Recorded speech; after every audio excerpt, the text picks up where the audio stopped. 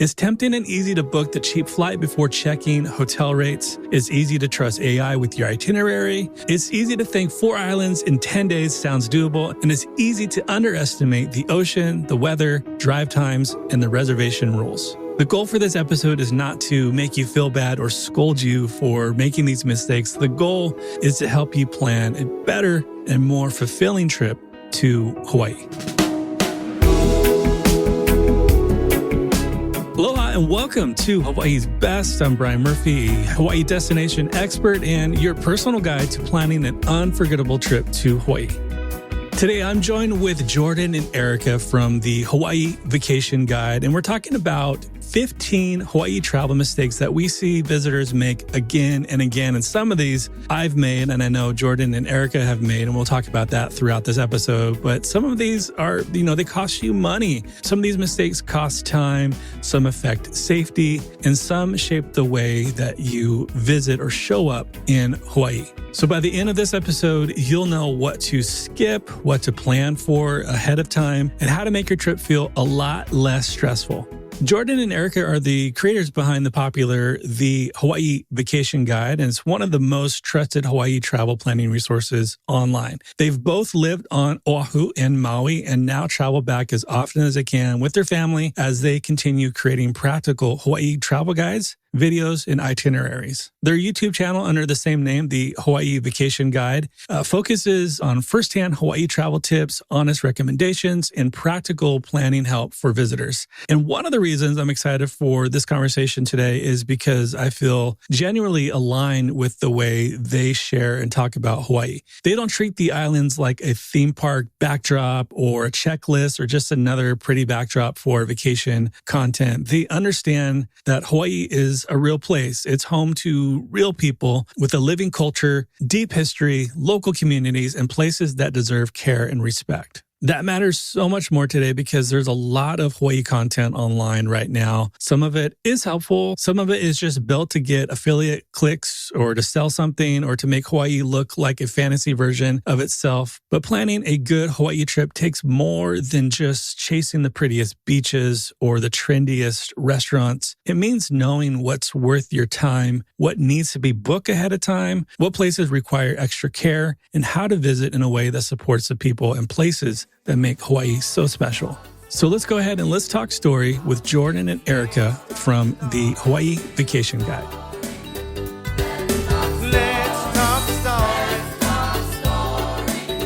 Jordan and Erica, welcome to Hawaii's Best. Thank you so much for coming on today. How are you guys doing? Yeah, thanks for having us, Bryan. Good to be teaming up on this. Yeah, I'm excited about this. I think this is like one of those episodes where we could have made a list even longer. I think when I put our list together, Jordan, it ended up being like 40 or something mistakes. And we kind of narrowed it down to 15. And we're going to go over like 5 buckets. We're going to go through planning mistakes, budget mistakes, safety, cultural respect, and experiences. And I think before we get into the list, you guys probably share the same feeling is like the goal is not to make anyone feel bad or about getting something wrong. I think most people just want to have a good trip and they want to do it respectfully, especially if they're listening to this podcast or following with you guys. You guys do that so well, but they're spending a lot of money. They're excited. And for some people, this is like a once in a lifetime vacation. Okay. Yeah, we've made these mistakes too. Like that's why we share them. Exactly. Yeah, like we have lots of examples, and I mean, this happens. It just happens to people. Happens everywhere. Yeah, it's just Exactly. I think along the way, it'll be, I'll definitely be sharing some of my mistakes. And I think for the most part, people aren't going with ill intent. We'll just kick it right off with bucket number 1, talking about planning mistakes. Mistake number 1, I really like this one, what you guys sent over, using AI for your itinerary. Maybe you could speak into that a little bit. Everyone's using ChatGPT, Claude, all that. Yeah, we even use AI for travel ideas and try to get like new ideas and see what's there. On our trip that we're going on next week, we're using AI. But we've been finding is that people have been emailing us itineraries that come from AI. And you know what? They're just full of mistakes of just wrong places or things that don't exist anymore, or things that aren't appropriate to go do, or just kind of just not good advice. Like they could still have a good trip. They probably have some good stories to tell afterwards. Just double check. So if you use it, cool, awesome. But just double check everything because they always give you that warning, like AI makes mistakes, and it does. Yeah. So just don't You're treat right. it as gold.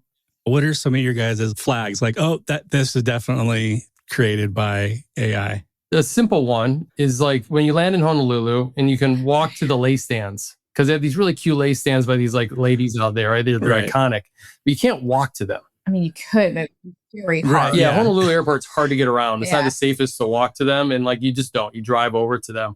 That's the little one. But I mean, also you're going to be there with your bags and trying to get. And they're easy to miss too. You're driving, they're Yeah. easy to. They are. They Yeah. keep rerouting Honolulu Airport right now. So that's just like a little one. But still, like, I mean, I hate to be with my bags trying to find like the lay Trying stands. to walk to the lay stand that ChatGPT Yeah. told me I could walk to. So Yeah. just, And then other stuff too, and we'll get into like things that are unsafe, like visiting the red sand beach and things like that, because there's stuff that Yeah. are popular, on the internet, but that doesn't mean you should go to them. And like, there's big signs there that says don't do it, but that doesn't come on the internet, so that the computers don't learn that way. We like to trust people who've been to Hawaii.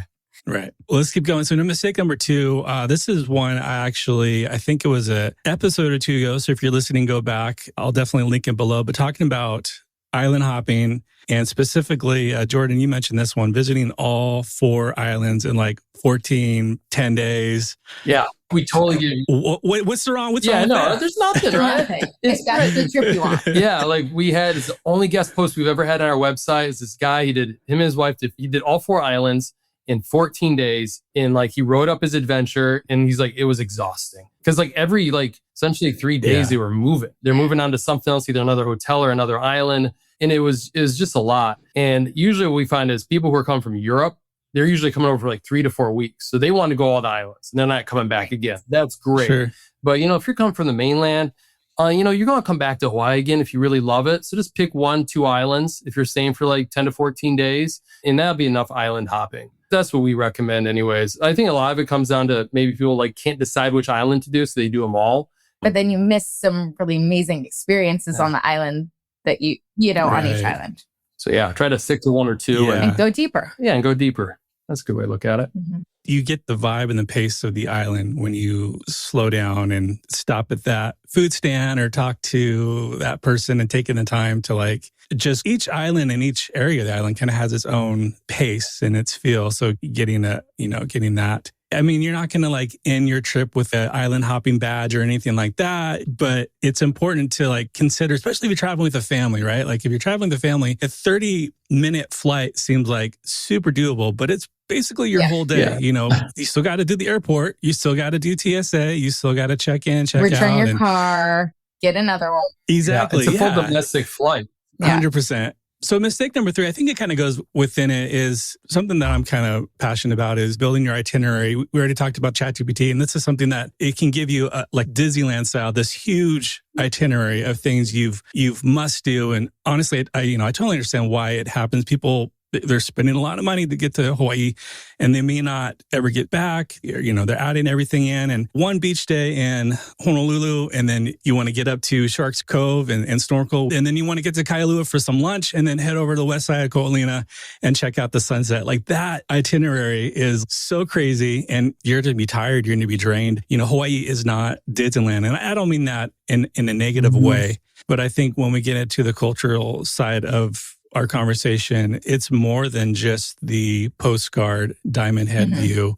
It's about slowing down. It's about talking to people who actually live there, or just understanding the history and doing some of that research prior to visiting the complex yet beautiful history of Hawaii.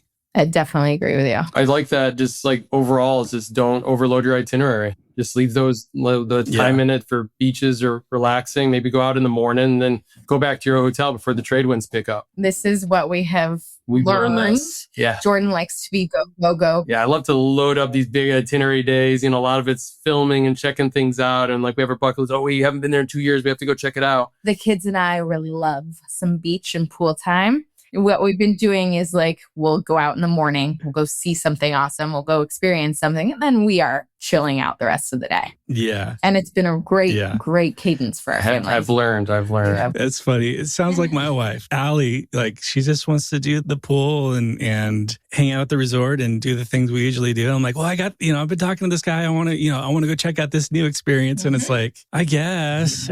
I do like getting out in the early now that we have like our new schedule. It's a nice way to start. The islands wake up early, which I love about the islands. So it's nice to get out there, and they go to sleep early too. So it's just nice to start your day early and then chill out at night. Yeah, that's something a lot of people don't realize, especially on Kauai, the island starts closing down there's not a huge nightlife scene, so it starts shutting down, like kind of forces you back in your room and like, all right, well, and you wake up with the sun, which I love doing. So yeah, I like that pace. We did Lahaina one time for New Year's in our 20s. We're like, yeah, we'll go to Lahaina. Like, we're not big partiers, but we'll do New Year's in Lahaina. Yeah. Lahaina's a fun bar town. Like, oh my God, it was so dead. It was, the people were out. We were all getting Captain Jacks, but like it was. I think we walked. Yeah. Yeah, we walked home like very. Yeah, 10 o'clock, 10:30. We're like, all right, New Year's is over here. All right. So probably one of the biggest is budgeting, especially right now. I didn't mention it, but island hopping, inter-island travel is getting more expensive. Right. Obviously, flights from the mainland are expensive. So bucket number 2, budget mistakes. And specifically mistake number 4, finding a good airplane ticket without checking hotel rates. Yeah, we call this like the biggest pitfall when you're planning your trip. It's like you get a flash sale from Southwest, or United has some killer deal come from the East Coast, and you book it, the flight to Hawaii, and then you realize like, oh my gosh, the hotel is going to cost me a fortune. This is not going to be fun. Because now and that's what we found through research we'll get into is that most of your trip costs is the lodging, even if you're doing a budget trip or a value trip. So you got to be worried about those airline tickets. It's great if you get a good deal. Don't get me wrong, but don't let that be that reason to jump to Hawaii like next week without understanding your full costs. Now, you're right. A lot of things have changed with airline tickets. Like they've gone up a lot in the last year. So maybe people aren't getting those flash sales anymore, but just maybe. We'll see what happens in the future. Yeah. And with lodging, we're going to touch on that next, especially with the new, I think it's 17 or 18% total tax now that went into effect this past January. So that is definitely a sticker shock, especially you see something advertised online is like, oh, that's not actually the final bill. So mistake number 5 would be 50% of your cost to lodging. We like to do budgets and do articles and videos. And like, I'm on a trip to Hawaii cost. We do it for ourselves too. And like, what we find is like, if you do a value trip to Hawaii, mid-range, or even a luxury trip, right? That lodging bucket is just always going to be around 50% of your total trip. And that's a lot, 50%. So it's really knowing that. And it's kind of like the nicest first thing to look at when you're booking a trip to Hawaii is like, all right, where am I going to stay? Maybe I don't care about lodging. Maybe I'm going to be out exploring the islands all day. So I just want a place to put my head, like in a 2-star hotel or something, or a vacation rental. Or maybe you want that luxury trip, but just know that the lodging is going to be a big part of that. And then you're right with fees. It's nice. There's new federal law. So across the U.S., they can't hide resort fees anymore. Those are already in the cost of your room rate. But you're right. It's like at 18.5%, depends on the island, your transient accommodations tax. And then parking. And then parking too. If you get that rental car, then that's $40 to $60 a night plus that TAT tax. So all adds up. That lodging bucket can get really big. What do you guys recommend for rental cars? Ooh, yeah, that's a good one. So our big thing is always recheck rates, especially like this summer. Like we're going to see what happens with visitor counts. But we love Hawaii discount car rental. Discount Hawaii car rental. Thank you. Discount Hawaii car rental. Do you use them? Yeah.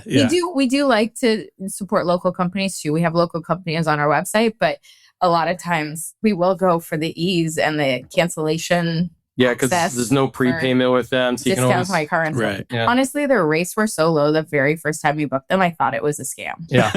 Just find good deals. I was like, what is this? Right. But it saved us so much money. And people love Costco travel. That's fun too. We love local ones. Kihei Rent-A-Car, we always throw out to them on Maui. Love them. Great family. Local family runs that.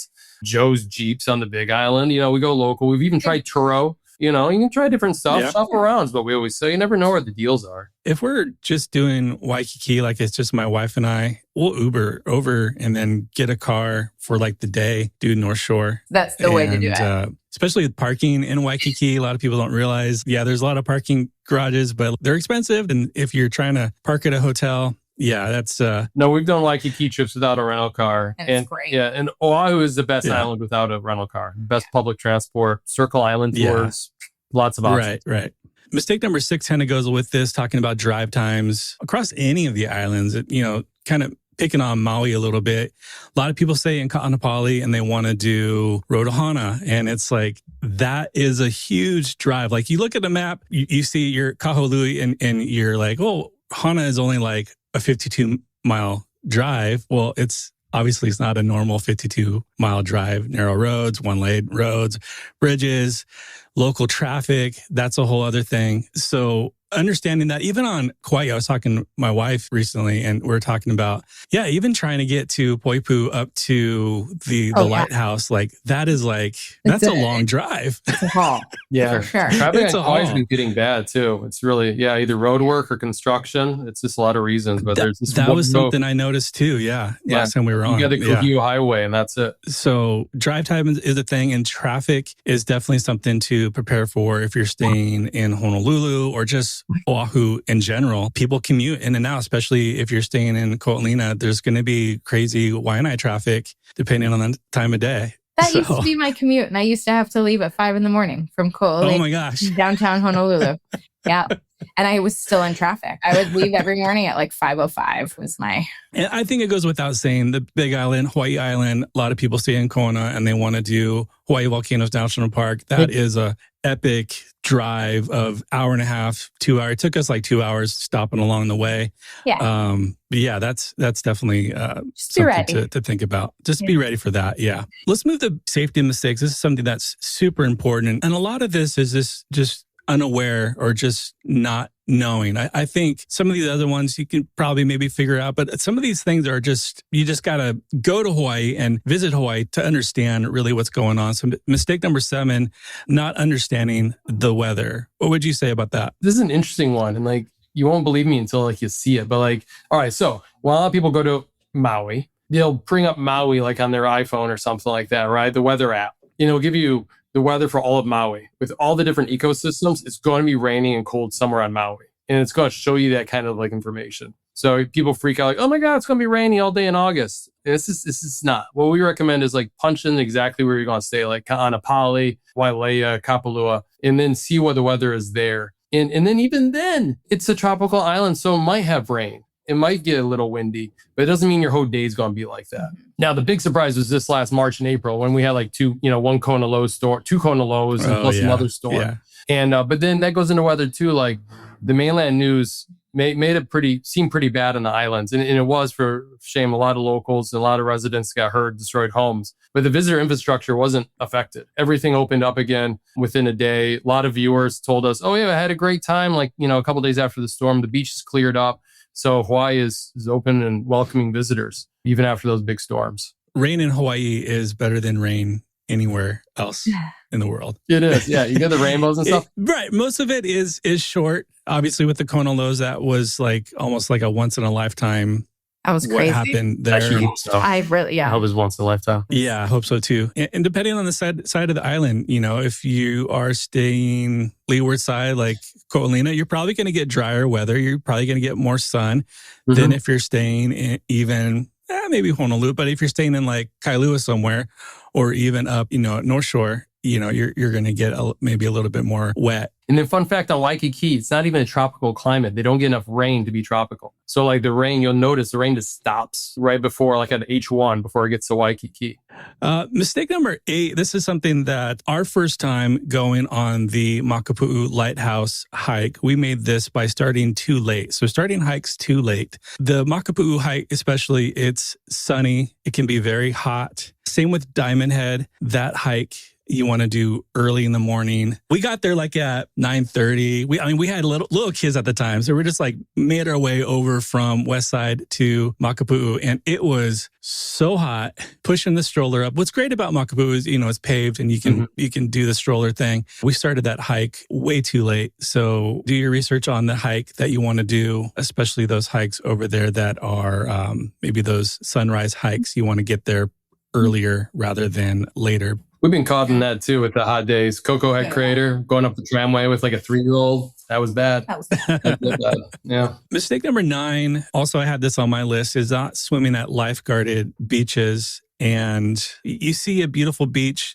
it doesn't automatically mean it's safe. In an empty beach, that should probably be a dead giveaway. If you come across an empty beach somewhere, that's probably a good sign that you probably shouldn't stop and get into the water. Ocean conditions in Hawaii, they can change fast. Shore break is real. It's just different. Even if, being in Southern California, the waves are just different and the ocean is just different. Reefs and sudden drop-offs, those are dangerous, and especially there's plenty of lifeguards around all the islands. So just swim at lifeguard beaches. But having said that, there was another drowning at Hanauma Bay recently. That's lifeguarded, and you just got to be super cautious and super careful going out and knowing what conditions are. It's the number one, if I'm not mistaken, it's the number one cause of death is drowning and those are majority of visitors, unfortunately. Yeah, lifeguard beaches. And go talk to the lifeguards. They're super friendly. Right.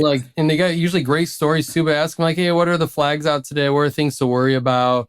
Where's it, safe place for my stuff? They would rather talk to you than rescue you later. Yeah. Oh, that's a good, yeah. And they do have some great stories. Like I met a lifeguard one time who he was clearing fishing lines out of the rock in Maui, and he came up and he hit his head on something. He's like, oh man, must have been a sea turtle. And it was like an 8-foot tiger shark.